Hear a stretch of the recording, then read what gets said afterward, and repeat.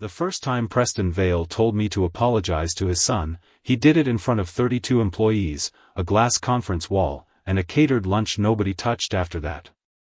Funny thing is, I almost laughed. Not because it was funny. Because once you've worked around power-drunk people long enough, eventually they stop sounding intimidating and start sounding theatrical. Like community theater with better watches. Preston stood at the head of the conference table with his hands in his pockets, chin tilted slightly upward the way rich men do when they think gravity should negotiate with them. His son, Grayson, sat 2 seats down pretending to check emails while enjoying every second of it. And me? I was standing there holding a quarterly operations report that Grayson had nearly destroyed with one spectacularly stupid decision.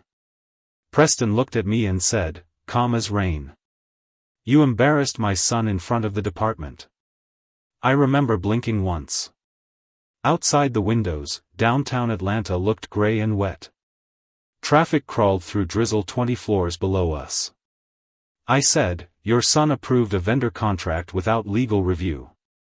Grayson shifted in his chair immediately. Tiny movement. But nervous. Preston ignored it.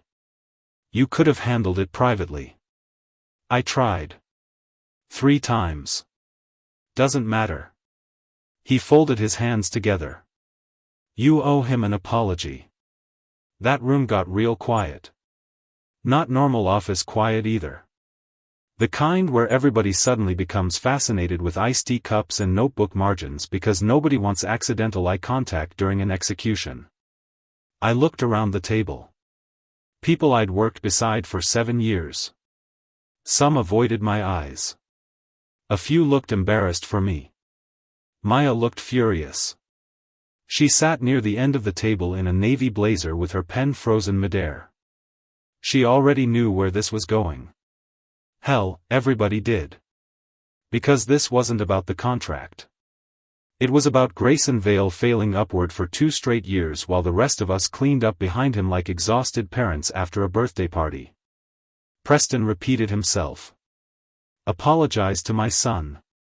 Still calm. Still polished. That was his thing. Preston never raised his voice. He didn't need to. The company bent around him automatically. Vale and Mercer Logistics wasn't technically a family company anymore. Preston had sold enough shares years ago to make it look corporate and respectable. But make no mistake. The place still operated like his personal kingdom. And Grayson was the prince everybody had to pretend was competent. I set the report down slowly. Then I said the sentence that changed all our lives. No. You could actually feel the air shift. Grayson looked up first. Preston second. I kept my voice even. I'm not apologizing for stopping a 7-figure mistake. Preston stared at me for a long moment. No blinking. No movement. Then he gave one small nod like he'd reached a decision internally. Then you're fired. Maya inhaled sharply beside me. And here's the thing. Most people think moments like that feel explosive. They don't. Not usually. Most life-changing moments feel weirdly quiet. I just nodded once and said, okay. That seemed to throw him off more than anger would've. Preston's eyebrows pulled together slightly. You understand what I'm saying? Yeah, I said. I do. I picked up my notebook, closed my laptop, and slid my badge onto the conference table. Then I looked directly at Grayson. You should really read contracts before signing them. Just a thought. Guy went pale immediately. Preston stepped forward. Watch yourself. But I was already heading toward the door. And honestly, that should have been the end of it.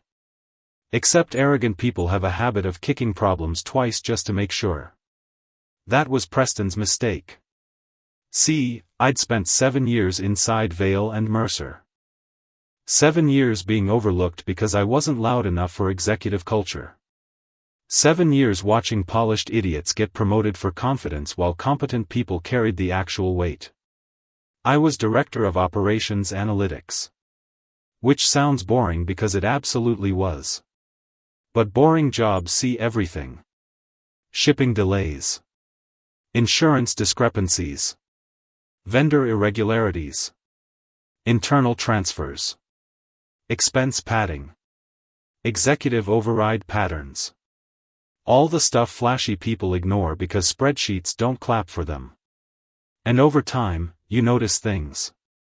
Patterns. Especially when the same executive branch keeps bypassing policy. I'd flagged concerns before. Quietly. Professionally. Always ignored. Not because Preston thought I was wrong. Because I was inconvenient. Maya used to joke that my superpower was professional invisibility. We were sitting in a bar 2 hours after I got fired when she said it again. Little neighborhood place near Midtown. Brick walls. Baseball game on mute over the bar. Rain still hitting the windows. You know what kills me, she said, swirling her drink. You were the only person there actually protecting that company. I shrugged. Doesn't matter now. She looked at me over the rim of her glass. You really okay? Not particularly. That got a small smile out of her. Maya and I had worked together almost 5 years. Smartest compliance manager in the building. Also the only person who never talked to executives like they were royalty. She leaned closer. You know they'll spin this. Of course they will. He'll say you were insubordinate. He's not wrong. No, she said. He'll leave out why. I looked down at my beer. Thing is, I wasn't even angry anymore. Just tired. Tired in that deep, internal way that comes from swallowing disrespect for years because you convince yourself professionalism means endurance. My phone buzzed then. Unknown number.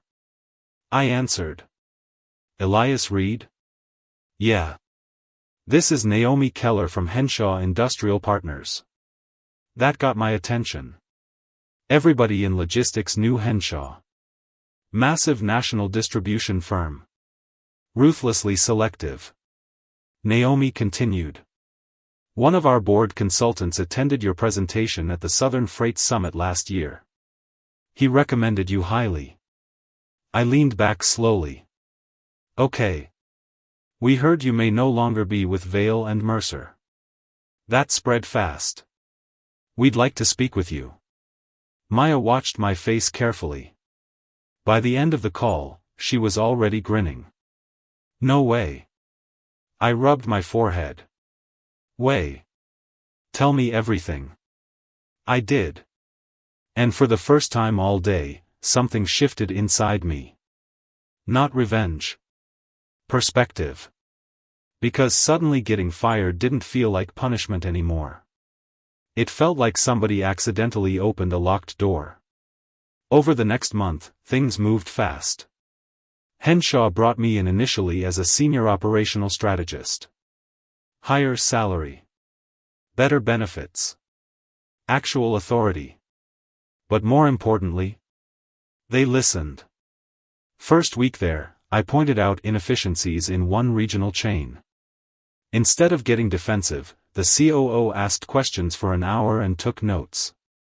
I nearly fell out of my chair. Turns out healthy organizations don't treat competence like a personality flaw. Crazy concept. Meanwhile, Vail and Mercer started wobbling. At first just small things. Vendor complaints. Delayed audits. Contract disputes. Nothing catastrophic. But systems reveal character eventually. And Grayson had spent years making decisions based on ego and optics instead of process. Without somebody quietly correcting course behind him. Well. Stuff drifted. Then came the state compliance review. See, the contract I'd stopped Grayson from approving? That vendor was already under investigation for fraudulent freight classifications. If that contract had gone through fully, Vail and Mercer would have absorbed significant liability exposure. I knew it. Legal knew it. Maya definitely knew it. Preston ignored all of us because Grayson had pushed the deal aggressively during a board expansion phase. Backing out would have embarrassed him. And Preston protected embarrassment like it was national infrastructure. 3 months after I left, Maya called me around 9 at night. You sitting down? I'm driving. Even better. I laughed. What happened? Silence. Then. Federal auditors were in the building today. I turned my radio down immediately. Oh, wow. Yeah. How bad? They pulled 6 years of vendor approvals. That made my stomach tighten slightly. Not because I'd done anything wrong. Because I knew exactly what they were going to find. Patterns. Override signatures. Ignored compliance warnings. Internal documentation. The problem with quiet employees is people forget we document things. Especially when nobody listens the first time. Preston's losing it, Maya said. He blamed 3 departments before lunch. And Grayson? She actually laughed. Hiding. I drove another block before asking the question. You okay? Honestly, she said. Best week I've had there in years. That sounded about right. A month later, Henshaw promoted me again. Vice President of Operational Integrity. Real title. Real power. When the announcement went public, I got 34 congratulatory messages. 29 from former Vail employees. Interesting little statistic there. Then came the call. Friday evening. Unknown number again. I answered while standing on my apartment balcony watching sunset hit the buildings across the street. Elias. Preston Vail. I recognized the voice immediately. Still smooth. Just thinner now somehow. Preston. Long pause. I'd like to meet.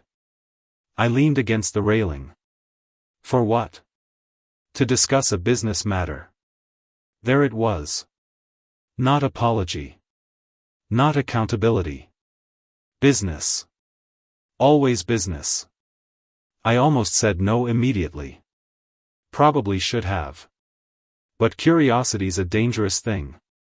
We met Monday morning at a private restaurant downtown. Preston arrived 10 minutes early. That alone told me everything. He looked older too. Not dramatically. Just, reduced. Like stress had sanded the edges off him. He stood when I approached. We shook hands. Firm. Controlled. 2 men pretending history was professional. After we sat, he skipped small talk entirely. Henshaw is pursuing the Port Alder expansion. I nodded once. Public information. So are you. We were. Interesting phrasing. Preston adjusted his cuff slightly. We've encountered complications. Meaning investors were nervous. Meaning auditors were still circling. Meaning reputation damage was starting to spread. In logistics, trust matters more than branding.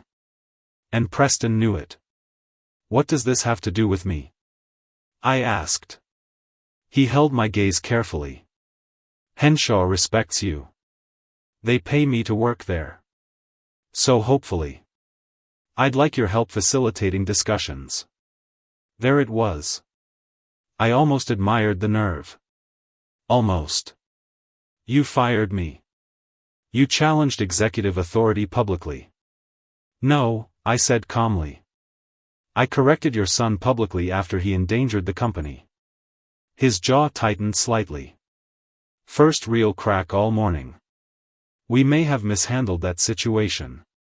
May have. I looked out the window for a second.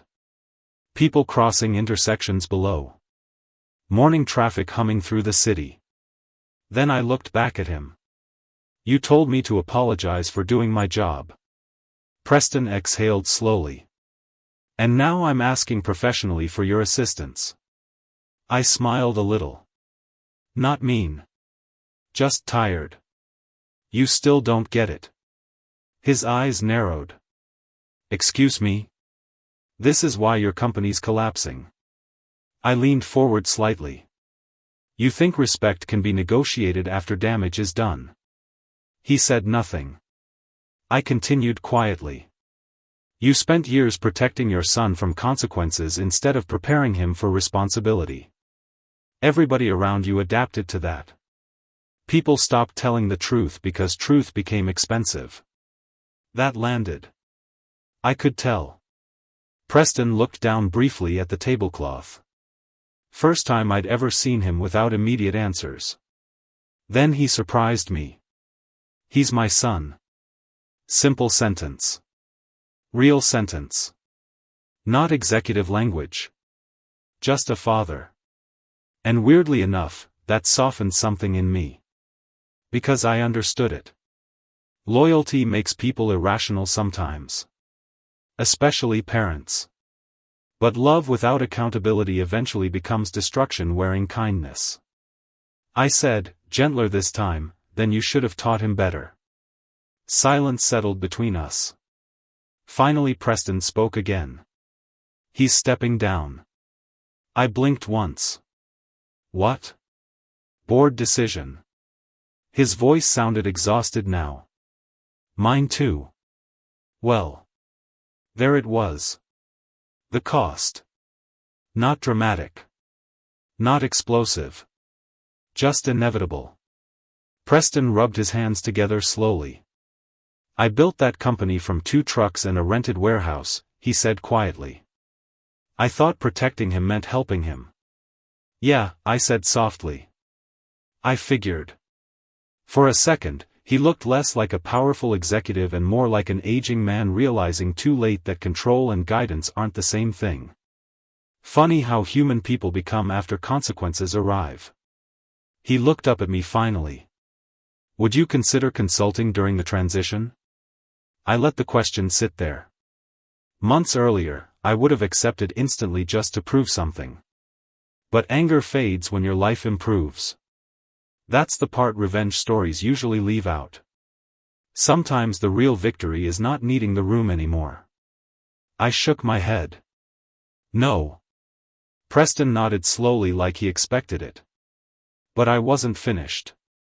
I'll recommend 2 people who can help stabilize operations, I said. One of them is Maya Torres. His eyebrows lifted slightly. She's good, I continued. Probably better than most of your executives. That's fair. And Preston? Yeah. When competent people warn you quietly, listen before they stop caring. He gave one tired nod. No defense. No ego. Just acceptance. We stood. Shook hands again. This time it felt different. Not equal exactly. Just honest. As I walked toward the exit, Preston called after me. Elias. I turned. He hesitated before speaking. Then finally said the one thing I never expected to hear from him. You were right. Simple words. Quiet words. But after years of fake smiles, swallowed frustration, and watching arrogance masquerade as leadership? Yeah. That was enough. Outside, the air smelled like fresh rain and traffic heat rising off pavement. My phone buzzed. Maya. I answered immediately. Well? She asked. I smiled walking down the sidewalk. He apologized. Long silence. Then she burst out laughing. No way. Yeah. You gonna frame that somehow? Nah. Cars rolled past beside me while sunlight finally broke through the clouds overhead. And honestly, the best part wasn't hearing him admit it. The best part was realizing I no longer needed him to.